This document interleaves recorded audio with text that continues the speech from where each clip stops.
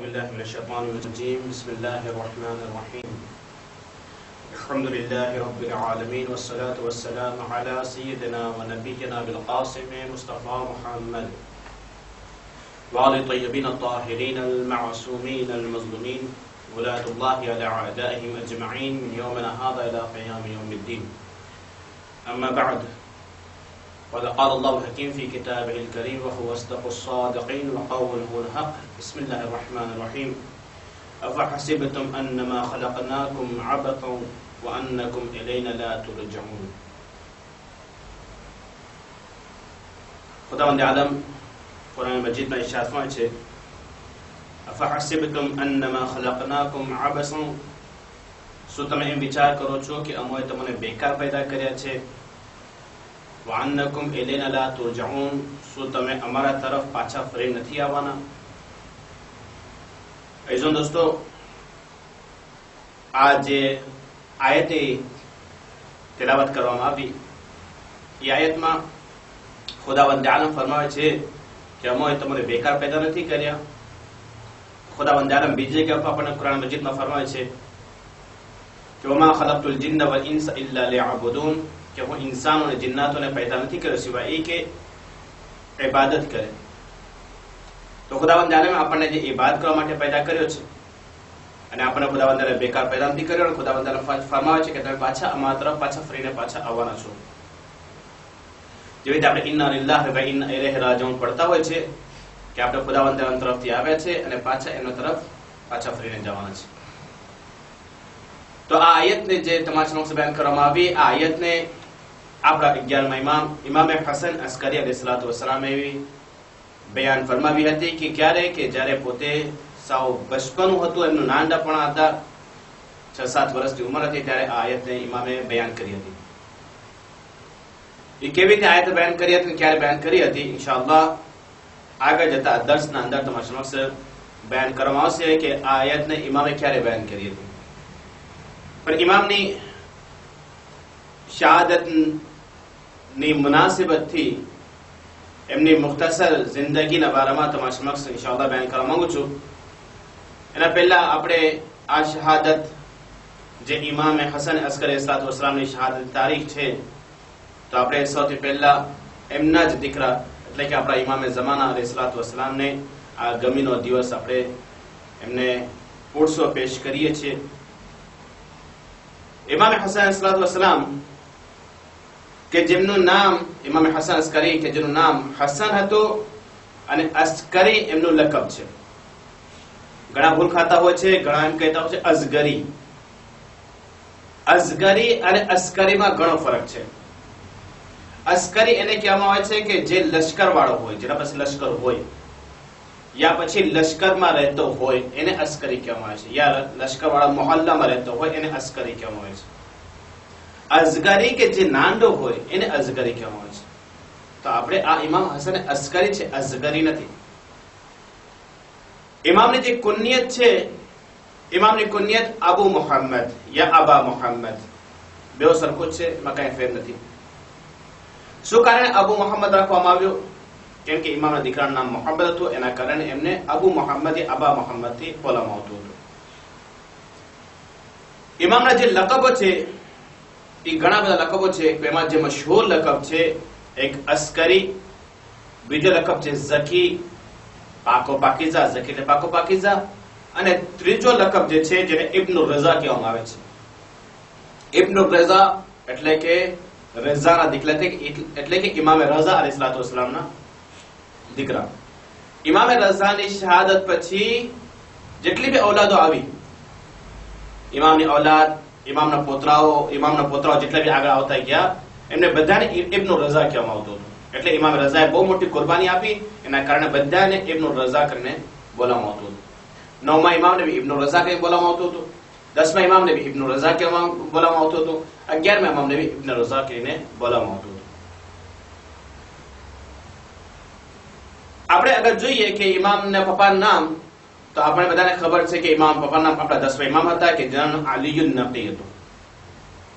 આપણે જોઈએ ઇમામ હસન અલૈહિસ્સલાતુ વસ્સલામ જે બીજા ઇમામ છે, અને ઇમામે હસન અસ્કરી કે જે 11મા ઇમામ છે। એમાં જો આપણે બેઓના અંદર કેટલું મળતું જોડતું આવી રહ્યું છે. બીજા ઇમામ નામ બી હસન, 11મા નામ બી હસન. બીજા ઇમામની જે કુનિયત છે એ બી અબુ મોહમ્મદ થી અબા મોહમ્મદ છે. 11મા ઇમામની કુનિયત બી અબુ મોહમ્મદ થી અબા મોહમ્મદ છે. બીજા ઇમામ નામ પપ્પાનું નામ જે છે એ અલી છે, તો 11મા ઇમામના પપ્પાનું નામ બી અલી છે.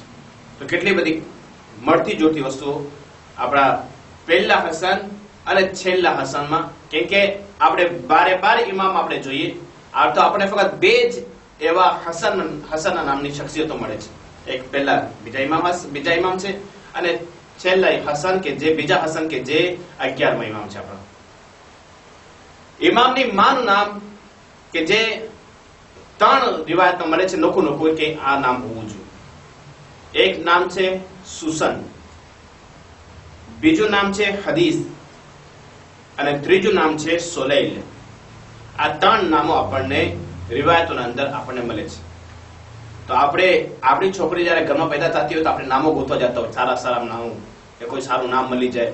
આગા પાસે આવતા હોય તો આગા એક સારું નામ દેખાડો કે આ જમાના હિસાબે અમુક એક નવું નામ હોય. તો આ સારામાં સારા નામો છે કે સુસન નામ આપણે જોઈએ કે બહુ ઓછા લોકો રાખતા હોય છે. સોલૈલ જે નામ છે એ બહુ ઓછા લોકો નામ રાખતા હોય છે.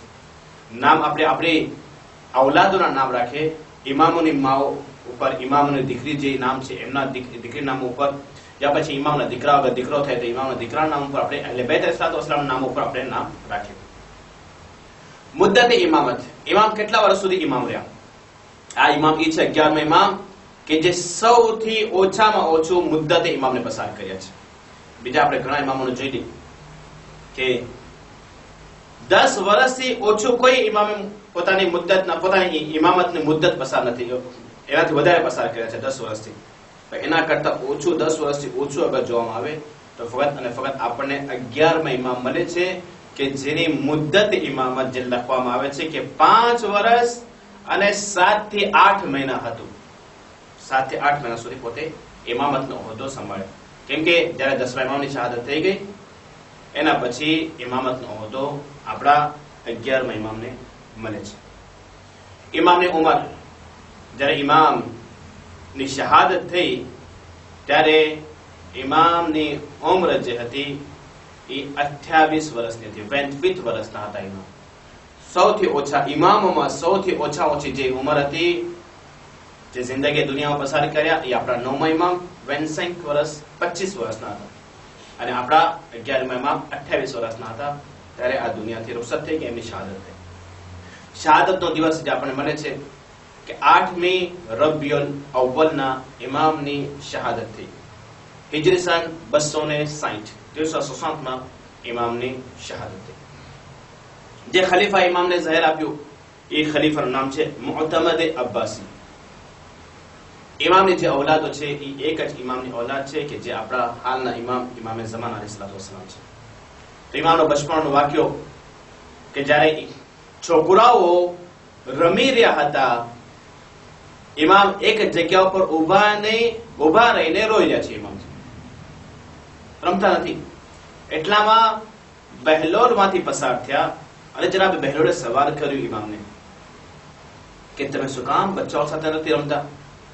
શું કામ તમે અહીંયા રોઈ રહ્યા છો ઊભા? તો ઇમામ એ વખતે ફરમાવે છે કે ખુદાવંદ આલમે આપણને રમવા ગમવા માટે નથી પેદા કર્યું. ખુદાવંદ આલમ આપણને ઇલ્મ હાસિલ કરવા માટે, મારિફત માટે, ખુદાવંદ આલમ ઇબાદત માટે ખુદાવંદ આપણને પેદા કર્યું છે.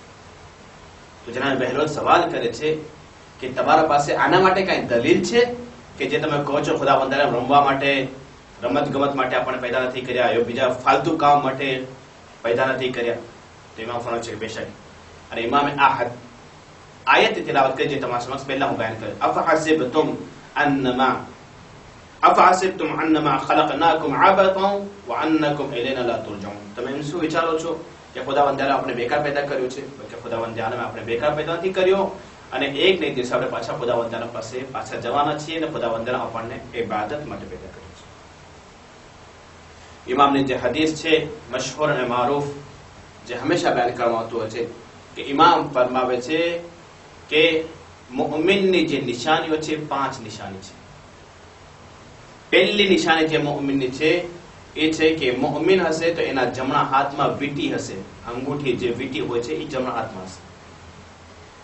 બીજી મુઅમિનની નિશાની એ છે કે જે દિવસ અને રાતમાં 51 રકાત 51 રકાત નમાઝ પડતો હશે. એમાંથી 63 રકાત વાજિબ છે, 34 રકાત જે છે એ સુન્નત અને મુસ્તહબ છે. 17 રકાત વાજિબ છે તો 34 રકાત સુન્નત અને મુસ્તહબ છે. ત્રીજી વસ્તુ મુઅમિનની નિશાનીમાંથી ઇમામ ફરમાવે છે કે એ હંમેશા બિસ્મિલ્લાહિર રહેમાનિર રહીમ ને બુલંદ આવાજથી બોલશે. જે રીતે નમાઝના અંદર ઝોહર અસરની નમાઝ આપણને આહિસ્તા આહિસ્તા પડવાનું છે મર્દો માટે, પણ વહાં બી આપણા માટે હુકમ છે કે આપણે બિસ્મિલ્લાહિર રહેમાનિર રહીમ ને જોરથી બોલીએ. ચોથી વસ્તુ એ કે જ્યારે મુઅમિન સજદામાં પોતાની પેશાન એટલે પોતાનું કપાળ જ્યારે મૂકશે તો એ ખાક ઉપર મૂકશે, માટી ઉપર મૂકશે. મુઅમિન નિશાની છે. કેમ કે બીજા લોકો માટી ઉપર સજદો નથી કરતા, પણ આપણા માટે મુઅમિન નિશાની છે કે માટી ઉપર આપણે સજદો કરીએ. અને સારામાં સારું ચોથા ઇમામ અલૈહિસ્સલાતુ વસ્સલામ પાસે એક નાનકડી કોથળી હતી. એ નાનકડી શશી યા કોથળી જે હતી એ પોતે પોતાના ખીચામાં હંમેશા મૂકતા હતા. લોકોએ સવાલ કર્યો કે આમાં શું છે? ચોથા ઇમામ ફરમાવે છે કે આમાં ખાકે શેફા છે, કરબલાની માટી છે કે જે હું મારા ખીચામાં હંમેશા મૂકું છું અને એના ઉપર જ હું સજદો કરું છું. એ ખાકને કાઢું છું, જમીન ઉપર રાખું છું, પછી એના પર સજદો કરું છું. એ ખાક વગર હું બીજા કોઈ ઉપર સજદો નથી કરતો. તો આટલું બધું ભાર દેવામાં છે ખાકે શેફા ઉપર, ખાક ઉપર સજદો કરવામાં એટલે માટી ઉપર. અગર ખાકે શેફા મળી ગઈ તો સારામાં સારું, અગર ના મળી તો બી માટી ઉપર સજદો કરવામાં આવે. અને પાંચમી વસ્તુ ઇમામ ફરમાવે છે, પાંચમી વસ્તુ એ છે કે ઝિયારતે અરબાઈન પડવામાં આવે. બહુ જ વધારે સવાબ છે અને ઝિયારતે અરબાઈન પડવામાં આવે. તો આપણે વિચારીએ કે આ ઇમામ અલૈહિસ્સલાતુ વસ્સલામ કે જેની ઉંમર 28 વર્ષની હતી, એ 28 વર્ષની ઉંમરમાં બી ઇમામે કેટલાક વર્ષો સુધી જેલમાં કેદખાનામાં પસાર કર્યા છે. 10મા ઇમામની શહાદત થઈ, એના પછી ઇમામને જેલમાં રાખવામાં આવ્યું તો લગભગ 5 વર્ષથી વધારે ઇમામને જેલમાં રાખવામાં, કેદખાનામાં રાખવામાં આવ્યું. અને કેદખાનામાંથી બી ઇમામ લોકોને હિદાયત કરતા હતા, શિખામણ દેતા હતા. અને એક વસિયત ઇમામે કેદખાનામાંથી પોતાનો એક શિયા જે દોસ્ત હતો એને, પોતાનો ચાહવાવાળો જે હતો એને એક હદીસ લખીને મોકલાવી ઇમામે.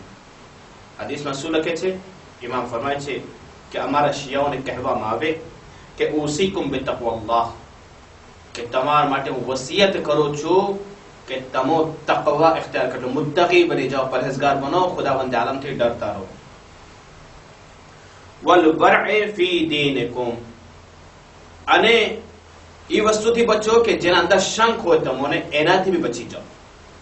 જેના અંદર શંખ હોય, પહેલી વસ્તુ એ કે હલાલ હરામનો ખ્યાલ રાખવામાં આવે. એટલે વાજિબાત જેટલો ખુદાવંદ આલમે કીધું છે, તકવા એટલે જેટલી બી વાજિબ ખુદાવંદ આલમે આપણે કીધું છે વાજિબાતને અંજામ દો, હરામથી જે આપણે ખુદાવંદ રોક્યું છે એનાથી રોકાઈ જાય. બીજી વસ્તુ ઇમામ ફરમાવે છે વલ વરએ ફી દીનિકુમ, અને જે શંકાવાળી વસ્તુ છે એનાથી બી તમે બચીને રહો. આપણે શંકા છે કે આ હલાલ છે યા હરામ છે, તો આપણા માટે બેટર છે કે આપણે એનાથી બચી જાય, એ ના ખાય, એનાથી મૂકી દે એ વસ્તુ એ શંકાવાળી વસ્તુ. વલ ઇજ્તિહાદુ લિલ્લાહ, ઇમામ ફરમાવે વલ ઇજ્તિહાદુ લિલ્લાહ એટલે અલ્લાહ માટે કોશિશ કરવામાં આવે. કોઈ બી કામ કરો ફક્ત અલ્લાહ માટે, બીજા કોઈ ના હોય, બીજા કોઈ ધ્યાનમાં ના હોય, ફક્ત અલ્લાહ માટે કરવામાં આવે. આગળ ઇમામ ફરમાવે વસિદકુલ હદીસ, અને જ્યારે બી બોલો તો સાચું બોલો, હંમેશા બોલો તો સાચું બોલવામાં આવે, ખોટું ના બોલવામાં આવે. વ અદાઇલ અમાનતિ ઇલા મન અતમનકુમ મિન બિર્ર વ ફાજર, કે અમાનતને અદા કરો, જે અમાનત તમારી પાસે મૂકી ગયો છે એને અદા કરો. ભલે એ માણસ સારો હોય યા ખરાબ માણસ હોય, પણ તમારી પાસે આવીને અમાનત મૂકી ગયો તો એની અમાનત તમને તરત જ જરૂરી છે કે અદા કરવામાં આવે. રસૂલ ખુદા પાસે કેટલાક લોકો અમાનત મૂકી જતા હતા, સારા લોકો બી હતા, ખરાબ લોકો બી હતા, તો બી રસૂલ ખુદા એમની અમાનતોને પાછા દઈ દેતા હતા. એટલે તો રસૂલ ખુદાનું નામ અમીન પડી ગયું. એટલે એનું લકબ રસૂલ ખુદાનું અમીન, એટલે કે અમાનતને સહી રીતે એના માણસ સુધી, એના સાહેબ સુધી, એના ધણી સુધી સહી રીતે પાછા પહોંચાડતા હતા. આગળ ઇમામ ફરમાવે છે વતુલી સુજૂદ, અને તમારા સજદાને લાંબુ કરો, એટલે લંબાવો તમારા સજદા. સજદામાં જ્યારે જાઓ તો વધારે zikr કરતા રહો. એમ નહીં કે જલ્દી ત્યાં સજદો કરે પાછા ઉભા થાય, નહીં, લંબાવો તમારા સજદાને વધારે, જેટલો સજદો લંબાવો છે તમારા માટે સારું છે. અને આગળ ઇમામ ફરમાવે છે વલ હુસ્નિલ જબાર, અને જે તમારા પાડોશી છે એ પાડોશીઓનો તમારે હક અદા કરવાનો છે. જે બી પાડોશી છે, ભલે પાડોશી મુસલમાન હોય કે બીજી કોમનો હોય, પણ આપણો પાડોશી છે તો આપણે એના હકને આપણા માટે જરૂરી છે કે આપણે એના હકને અદા કરીએ. તો અઝીઝો દોસ્તો, આપણા ઇમામ કે જે આપણા 10મા ઇમામની શહાદત પછી 5 થી 6 વર્ષ સુધી કેદખાનામાં રહ્યા અને એ કેદખાનામાં ઇમામને મુઅતમદે અબ્બાસી જે વખતનો ઝમાનો ખલીફા હતો એ ઇમામને ઝહેર આપે છે અને એ ઝહેર 1-2 દિવસ પહેલા નહીં બલ્કે 1-2 કલાક પહેલા નથી આપવામાં આવ્યું, બલ્કે ઇમામને ઝહેર 7 દિવસ પહેલા દેવામાં આવ્યું અને એ ઝહેરની અસરના લીધે ઇમામ જ બહુ જ તકલીફમાં હતા અને બહુ જ તડપતા હતા. આખિરમાં 8મી રબીઉલ અવ્વલના ઇમામની શહાદત થઈ. ઇમામની જ્યારે શહાદત થઈ ત્યારે આપણા ઇમામે ઝમાન અલૈહિસ્સલામ 5 વર્ષના હતા કે જે ઇમામને ગુસ્લ કફન આપે છે, એમની નમાઝ જનાઝા પડે છે અને એમને સામરામાં કે જ્યાં હમણાં ઇમામે આલિયુન નકી અલૈહિસ્સલામની કબ્રના બાજુમાં આપણા ઇમામે હસન અસ્કર અલૈહિસ્સલામ આપણા 11 ઇમામને એમના પપ્પાના બાજુમાં દફન કરવામાં આવ્યું. ખુદાવંદ તાલા પાસે આપણે દુઆ કરીએ કે પરવરદિગાર અમને મરવા પહેલા અમારા ઇમામ, અમારા 10મા ઇમામ અને અમારા 11 ઇમામની કબ્રની ઝિયારત અમને નસીબ ફરમા. જે મોમિન મુનાદ એ ઝિયારત કહી આવે છે એ ઝિયારત અમને ખુદાવંદ તાલા કબૂલ ફરમા. પરવરદિગાર અમારા ઇમામ ઝમાન સલ્લલ્લાહુ ઝુહુરમાં જલ્દી ફરમા, અમને બધાને એમના લશ્કરમાં શુમાર ફરમા. ربنا تقبل منا إنك أنت السميع العليم.